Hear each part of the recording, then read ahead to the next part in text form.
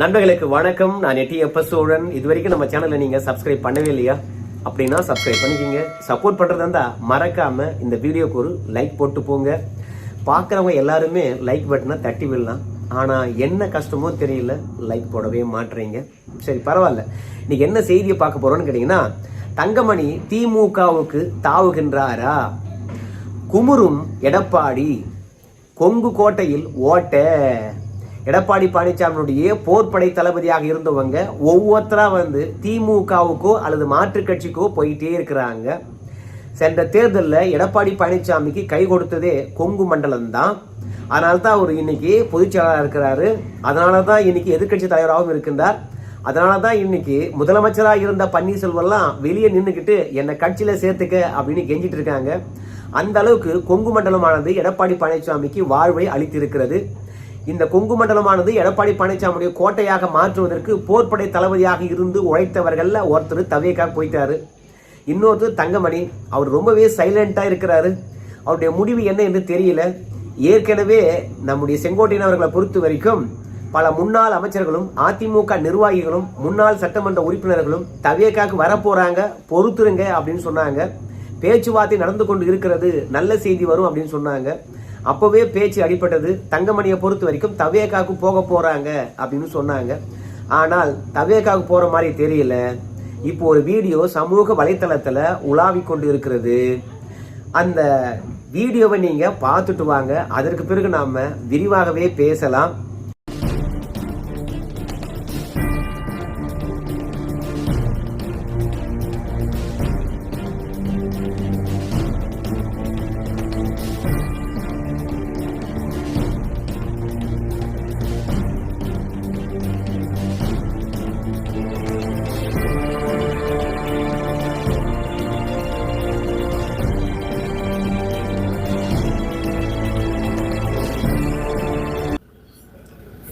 நான் இப்போ அந்த கருத்து எதையும் நான் சொல்ல முடியாது. நான் டைவர்ட் ஆகக்கூடாதுங்க.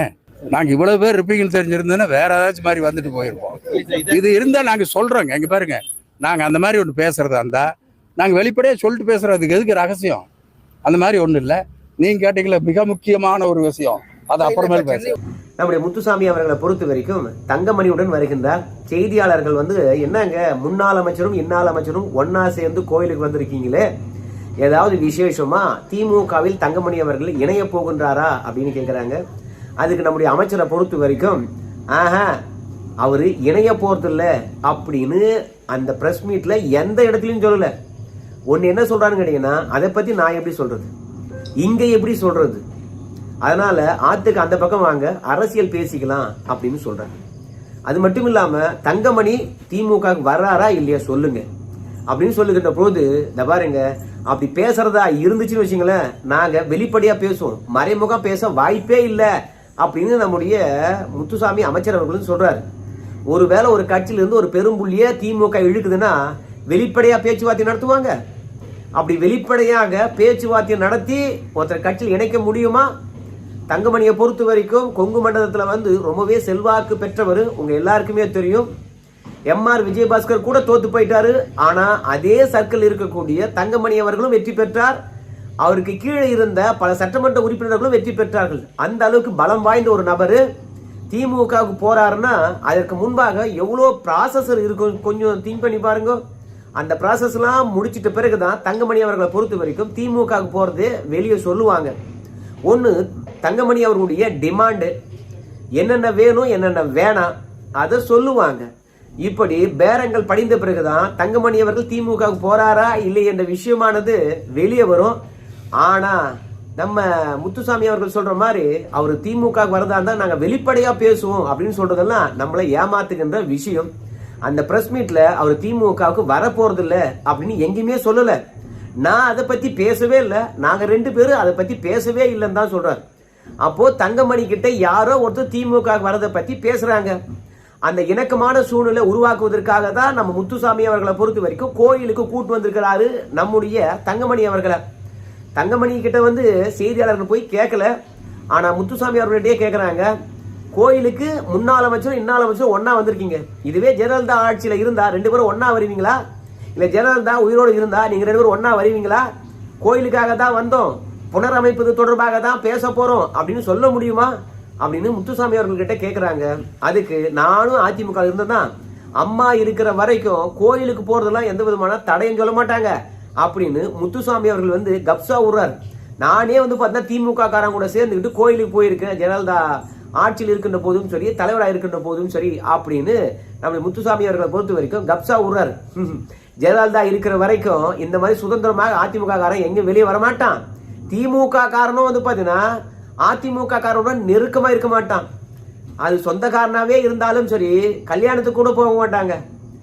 ஏங்க தாமரைக்கணின்னு ஒருத்தர் இருந்தாருங்க, அந்த தாமரைக்கணி இறந்துட்டாரு.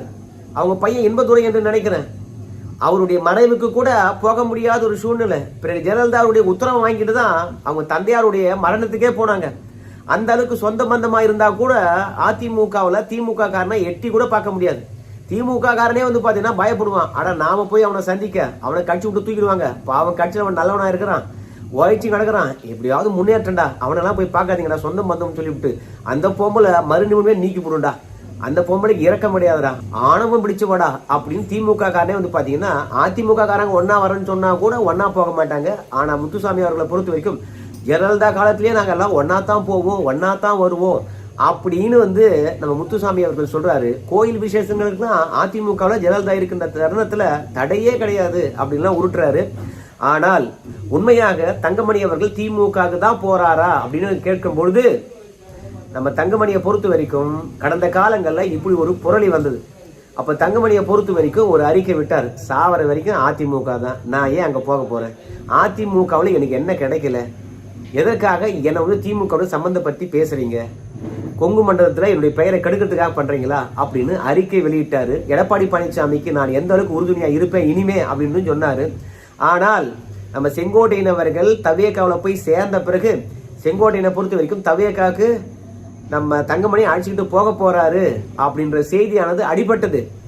உடனடியாக அந்த தருணத்திலேயாவது வந்து நான் தவேகாவுக்கு போலீங்க, நான் அதிமுக தான் இருக்க போறேன், எடப்பாடி பழனிசாமி தான் இருக்க போறேன் அப்படின்னு தங்கமணி அவர்கள் வந்து மறுப்பு அறிக்கையானது வெளியிடவே இல்லைங்க. ஏயா போற வரவெல்லாம் ரோட்ல போகின்ற போது எதையாவது கொளுத்தி போட்டு போவான், எல்லாத்துக்குமா விளக்கம் அளித்து கொண்டு இருக்க வேண்டும் அப்படின்னு வந்துட்டு நீங்க கேட்கலாம். ஆனா யாரோ ஒரு மூன்றாவது மனிதன் வந்து பாத்தீங்கன்னா தங்கமணி அவர்கள் தவேகாவுக்கு வர போறாரு அப்படின்னு சொல்லல. யார் சொல்றாங்கன்னு கேட்டீங்கன்னா அவரா கூட இருந்தவர், ரொம்ப நாள் வேலை பார்த்தவர், அமைச்சரா இருந்தவர், அம்மாவுடைய விசுவாசின்னு சொல்றவர் நம்ம செங்கோட்டையன் சொல்றாரு. கொங்கு மண்டலத்தில் இருந்து முன்னாள் அமைச்சர் பல பேர் பேசிட்டு இருக்காங்க, அவங்க தவேகாவுக்கு வர போறாங்க. குறிப்பா நம்ம தங்கமணி அவர்களை குறிப்பிட்டு சொல்றாரு. அப்ப அந்த தருணத்திலே வந்து பாத்தீங்கன்னா மறுத்து இருக்கணும், ஆனா மறுக்கல. இப்போ கோயில் புனரமைப்புக்காக நாங்க 2 பேரும் வந்திருக்கிறோம் அப்படின்னு சொல்லுகின்ற போது இந்த வீடியோ இணையத்துல ரொம்பவே வைரலா போயிட்டு இருக்குது. ஆனா நம்ம தங்கமணியை பொறுத்த வரைக்கும் இந்த வீடியோ எடுக்கின்ற வரைக்கும் எந்தவித மறுப்பும் தெரிவிக்கல. நீங்க திமுகவுக்கு போக போறீங்களா என்ற கேள்விக்கான மறுப்பு அறிக்கை வரல. ஒண்ணு எடப்பாடி பழனிசாமிக்கு கொஞ்சம் டெஸ்ட் வச்சு பார்ப்போம், அந்த ஆள் பதறானா இல்லையா. என்ன தங்கமணி திமுகவுக்கு போற மாதிரி தெரியுது, திமுக அமைச்சருடன் வந்து நெருக்கமா இருக்கிற, என்ன உன் மனநிலை அப்படின்னு போன் போட்டு கேட்கிறாரா இல்லையா என்ற விஷயத்தை பற்றி பார்ப்போம். அப்படி போன் போட்டு கேட்டார்னு வச்சுங்களேன், நம்முடைய தேவையை எடப்பாடி பழனிசாமி புரிஞ்சுக்கிட்டு இருக்காரு, நம்முடைய முக்கியத்துவத்தை உணர்ந்து இருக்கின்றாரு. இத்தனை ஆண்டு காலமா நம்மளை வந்து பாத்தீங்கன்னா கட்சிக்குள்ள எந்த ஒரு பெரிய முக்கியத்துவம் இல்லாம ஒதுக்கி வச்சாங்க. இனியும் ஒதுக்கி வைக்க எடப்பாடி பழனிசாமிக்கு மனசு இல்லை. அதனால தான் தமிழக அரசியல் களத்துல தங்கமணி அவர்கள் திமுகவுக்கு போறாரு அப்படின்னு புரளியே வந்தாலும் உடனடியாக போன் அடிச்சிருக்கிறாரு. சோ கட்சியில் இருக்கக்கூடிய சீனியர்களை தக்க வைத்துக் கொள்ள வேண்டும், அதுலயும் கொங்கு மண்டலத்தில் இருக்கக்கூடிய சீனியர்களை தக்க வைத்துக் கொள்ள வேண்டும் என்ற எண்ணமானது எடப்பாடி பழனிசாமி இருக்கிறது. நிச்சயமாக எடப்பாடி பழனிசாமியை பொறுத்த வரைக்கும் நம்ம கேட்கறதெல்லாம் செய்வாரு. அதனால அதிமுக இருப்பதுதான் சரி என்று நம்ம தங்கமணி அவர்கள் முடிவெடுப்பார். ஆனா கண்டுக்கவே இல்லைன்னு வச்சுங்களேன், திமுக தான் அவர் போவார். ஏன்னா திமுக தான் அதிக ஆஃபரை கொடுக்கும். ஏன்னா திமுகவுக்கு ஒரு கண் இருக்குது, கொங்கு மண்டலமானது ஒட்டுமொத்தமாக திமுக கோட்டையா வரணும். ஜெயலலிதா அவர்கள் எப்போது அரசியலுக்கு வந்தாங்களோ அன்றையிலிருந்து திமுக கோட்டை கிடையாது, கொங்கு மண்டலம் எல்லாம் அதிமுக கோட்டையாகவே இருக்கிறது. அதனால நம்முடைய அரசியல் வரலாற்றுல கொங்கு மண்டலத்தை வந்து பாத்தீங்கன்னா நம்முடைய கோட்டையாக மாற்றிவிட வேண்டும் என்பதற்காக தான் நம்ம முதலமைச்சரை பொறுத்த வரைக்கும் கொங்கு மண்டலத்துக்கு அடிக்கடி வருவாரு. நம்முடைய உதயநிதி ஸ்டாலின் அவர்களும் அடிக்கடி வருவாங்க, அதிக நலத்திட்டங்களை கொடுப்பாங்க, பல மேடைகளில் கலந்துக்குவாங்க, பல தொழில் முனைவர்களை கூப்பிட்டு சந்திப்பாங்க. ரோட் ஷோலாம் போவாங்க. மொத்தமாக கொங்கு மண்டலமானது திமுக கோட்டையாக வேண்டும். அதிமுக கோட்டையாக இருந்ததை வரலாற்றில் முதல் முறையாக திமுக கோட்டையாக மாற்றினது நம்முடைய ஸ்டாலின் ஐயா தான் அப்படின்னு சொல்லிட்டு பல்வேறுபட்ட சாதனைக்கு சொந்தக்காரராக இருக்கணும் அப்படின்றதுக்காக தான் நம்ம செந்தில் பாலாஜி அவர்களை வந்து பாத்தீங்கன்னா கொங்கு மண்டலத்துக்கு பொறுப்பாளராக போட்டாங்க. போட்ட உடனே ரிசல்ட் ஆனது நல்லா தெரிஞ்சது. ஏன்னா நகராட்சி தேர்தலில் திமுக அனைத்திலும் வெற்றி பெற்றது. அதற்கு பிறகு நாடாளுமன்ற தேர்தல் அதுலயும் திமுக அனைத்திலும் வெற்றி பெற்றது. அதனால இப்போ செந்தில் பாலாஜி அவர்களுக்கு சுதந்திரம் அதிகமாக கொடுக்கப்பட்டு கொங்கு மண்டலத்தை திமுக கோட்டையாக மாத்தி என்று சொல்லியிருக்கிறாங்க. இப்படி செந்தில் பாலாஜியுடைய அதிரடி அரசியல் எப்படி இருக்குன்னு தெரியும். கட்டுக்கு அடங்க மாட்டாரு, கை நிறைய வாரி கொடுப்பாரு, எந்த மக்களா இருந்தாலும் அரவணைப்பாரு. அதனால செந்தில் பாலாஜி கிட்ட சட்ட திட்டமெல்லாம் கிடையாது, அவரு சாதனை மட்டும்தான். அதிமுக இருக்கின்ற போது அப்படிதான், திமுக இருக்கின்ற போது அப்படிதான். அதனால கொங்கு மண்டலத்தை கோட்டையாக வேண்டும் என்றால் செந்தில் பாலாஜிக்கு ஒரு போர்ப்படை தளபதி வேணும். அந்த போர்ப்படை தளபதியாக தங்கமணி இருப்பார் என்று திமுக நினைக்கிறது. ஏற்கனவே செங்கோட்டையனுக்கு வலை வீசினாங்க. இதே முத்துசாமி அமைச்சரை பொறுத்த வரைக்கும் 17 நாள் தொடர்ந்து வந்து பாத்தீங்கன்னா நம்ம செங்கோட்டையன் கிட்ட பேச்சுவார்த்தை நடத்தி இருக்கின்றார். திமுகவுக்கு அழைக்க வேண்டும் என்பதற்காக. இவருக்கு மசியாத செங்கோட்டையன் தவேகா போய் சேர்ந்துட்டார். இதை செய்தியாளர்களே கேட்பாங்க, என்னங்க செங்கோட்டையன் அவர்களை திமுக கொண்டு வரணும் என்பதற்காக 17 நாட்கள் பேச்சுவார்த்தை நடத்தீங்க, ஆனா எதுவுமே சக்சஸ் ஆகல. அவர் வீட்டுக்கு போனீங்க, அவரும் உங்க வீட்டுக்கு வந்தாங்க, ஆனா சக்சஸ் ஆகலையே. இப்ப தங்கமணி அவர்கள் வந்திருக்கிறார், இவராவது திமுக வருவாரா அப்படின்னு சொல்கின்ற போது ஆத்துக்கு அந்த பக்கம் போய் பேசலாம், இங்க பேசுவானா அப்படின்னு கடந்து போயிருக்கின்றாரு. சோ செங்கோட்டையனை விட்டு கொடுத்த திமுக தங்கமணியை விட்டு கொடுக்க வாய்ப்பே இல்லை அப்படின்னு சொல்றாங்க.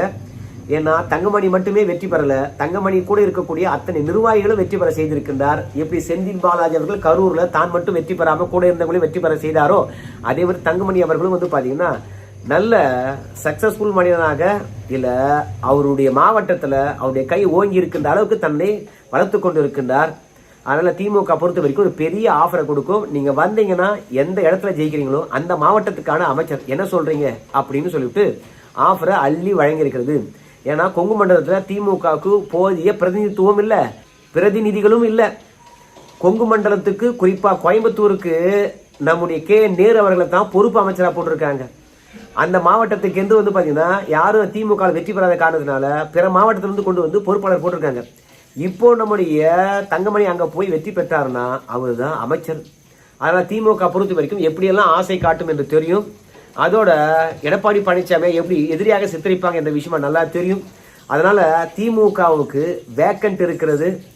அதோட தங்கமணியுடைய வரவு தேவையாம இருக்கிறது. அதனால தொடர்ந்து முயற்சி பண்றாங்க.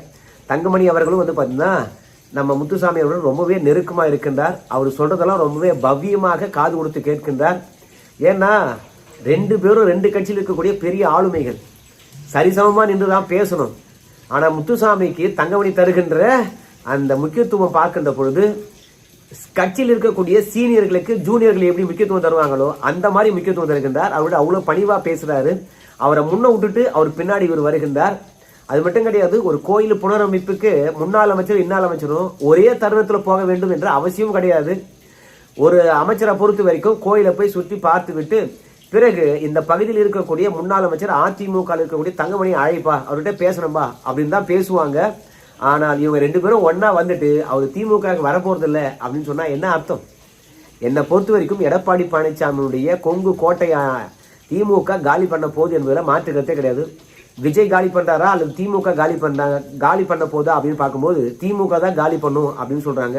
ஏன்னா அவங்க கிட்டதான் பணமும் இருக்கிறது, அடுத்தது ஆட்சிக்கு வருவாங்க என்ற ஒரு நிலைமையும் இருக்கிறது. அதனால அங்க போறதுதான் சரியானதா இருக்கும் என்று சொல்லிவிட்டு பல பேர் வந்து திமுக தாவுறாங்க. அதை தங்கமணியும் தாவுவார் என்று எல்லாருடைய எதிர்பார்ப்பும் இருக்கிறது. அதற்கான பேரங்கள் பேசப்பட்டு விட்டது. அதனால்தான் சென்டிமெண்டா கோயில் இருந்தே வந்து பாத்தீங்கன்னா திமுகவில் இணைவதை பற்றி பேசிட்டு போயிருக்காங்க என்று சொல்றாங்க. நீங்க என்ன சொல்ல வரீங்க? நன்றி நண்பர்களே.